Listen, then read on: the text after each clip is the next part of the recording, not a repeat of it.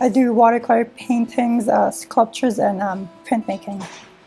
A lot of my project starts with an obsession either on the materials or like on a topic. And then if that obsession sticks, then I'll like move forward with that afterwards, like really get the project going after that. In my work, you can see a lot of plant imagery. Used to use them as a filler, but like now focusing more on really making the plants more like the subject of the work rather than just like a decorative piece. I want them to carry more meaning this time than just being like an embellishment on a painting. I enjoy the shapes, I enjoy the forms, and I love that nature do it so effortlessly. And like every time that I try to like recreate something that nature did, it would like be a challenge for me to do. But that makes it exciting for me to make. I think this is a really good project that shows my obsessive nature with my work. I do a lot of intricate and really tedious work, and this is kind of like the culmination of that. I'm focusing more on garden weeds and like unwanted plants. So yeah, in this corner I have some like grass shapes. I also have some like clovers and like other like wild bushes. Nothing that is really cultivated. But yeah, I want to make an installation where we try to fill a room with like all these plants, floor all the way to the ceiling, walls included, just like have like plants.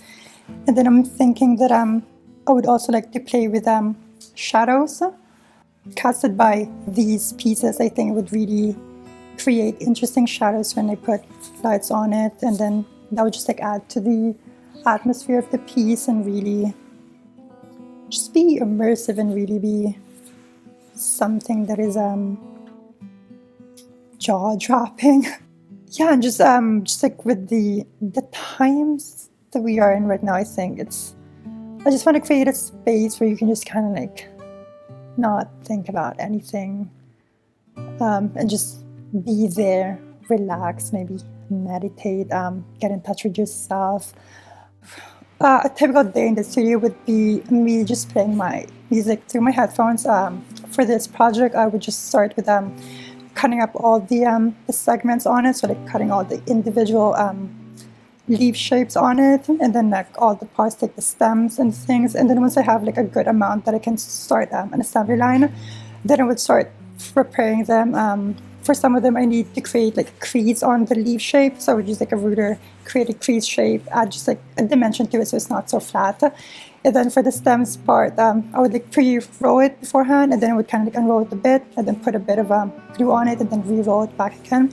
Just kind of like roll it back on the table, make sure that it's really circular and like attaches as much as I can. And then for the clover leaves, I would dab a bit of glue on the tip of the leaf shape, and then I would just like slowly attach it to the stem. And then some shapes are more complicated. I have the vine shapes where I made templates from like actual plants that I cut up, and then I used those templates to fill like a page with like all these like different shapes, and then I cut that out by hand by an X-Acto knife. And then same thing, I would like crease them, create dimensions, and some of them I would curl to add like more depth and like dimension to them. And then I would start to assemble them together. For the vines shape, I would put like 3 leaves together, and then maybe attach like another piece of paper to like extend the stem a bit, and then like slowly build up on that, and then just go from there. The watercolor paintings, I was just really, I saw this like video on YouTube, like a time-lapse process of like someone painting, and I was like really drawn to the material because you can really see a lot of like translucency. It's very different from like say like an acrylic or like an oil paint, where like the paint is usually very opaque and very thick. When I paint, I focus more on the shadows and like putting the shadows in and then letting the paper still show through afterwards. I guess in a way they're kind of like unfinished because like not the entire paper is not painted with something, but I'm kind of like thinking of that as a way for the audience to like fill in those like negative spaces and then really connect with it in some more way, or like a bit more. Most of the time I really just use like regular people, not models, and just like painting what I see, like painting the beauty that I see in them, and then just like populate the painting with plants and like set them in this imaginary space. I think it's just comforting and good. But I think art for me is a way for me to express myself without explicitly saying something. I mean, I would have my own meaning behind my works, but I tend to leave that fairly open to any interpretations.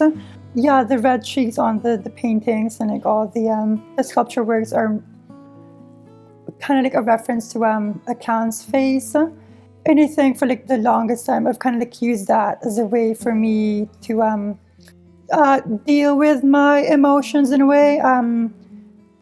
Yeah, trying to be playful, but also at the same time, kind of like ignoring those emotions and like feelings. But I think it's not like that as much anymore.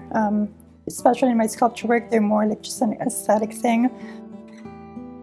Yeah, when I was young, arts was really more just a fun thing to do, something.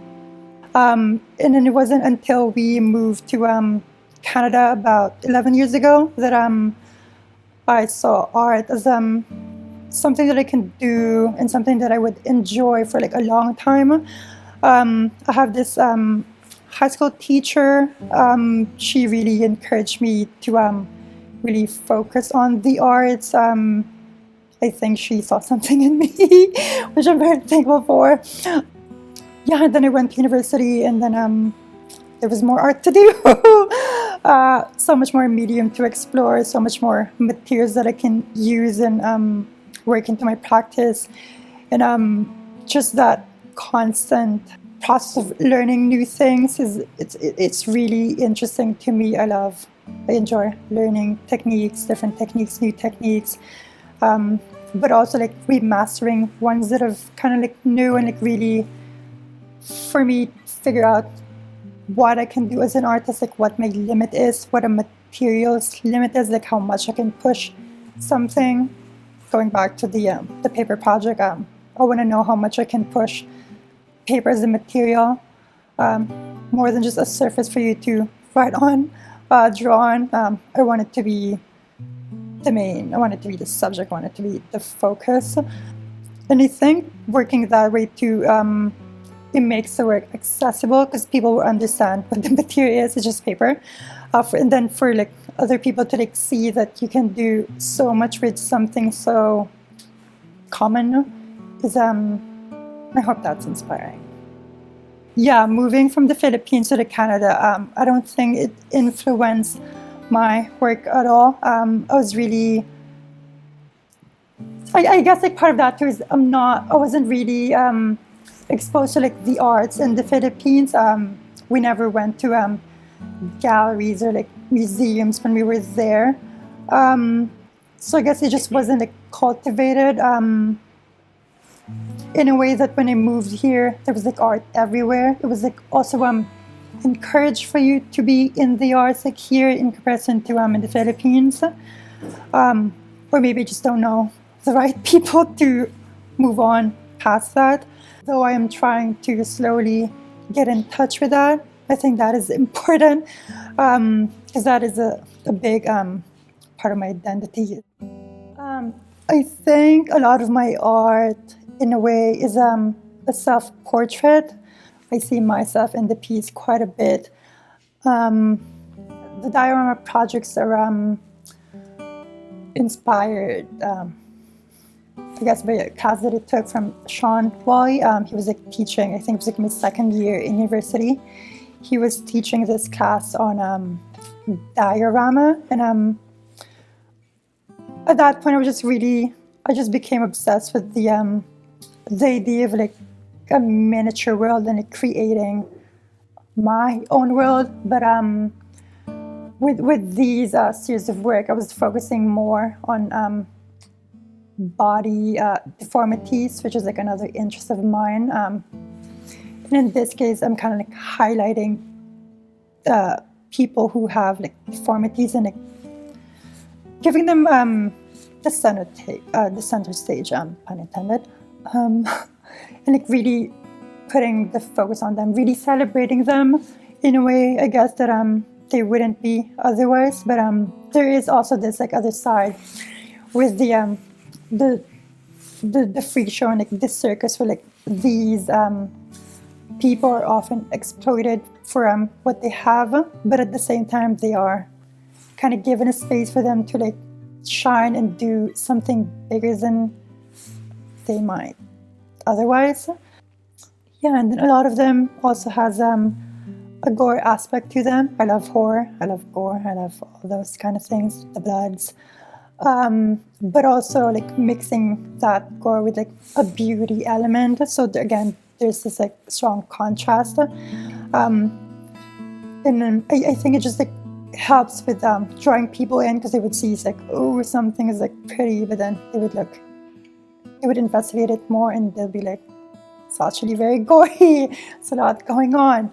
And I'm hoping that reads through the piece.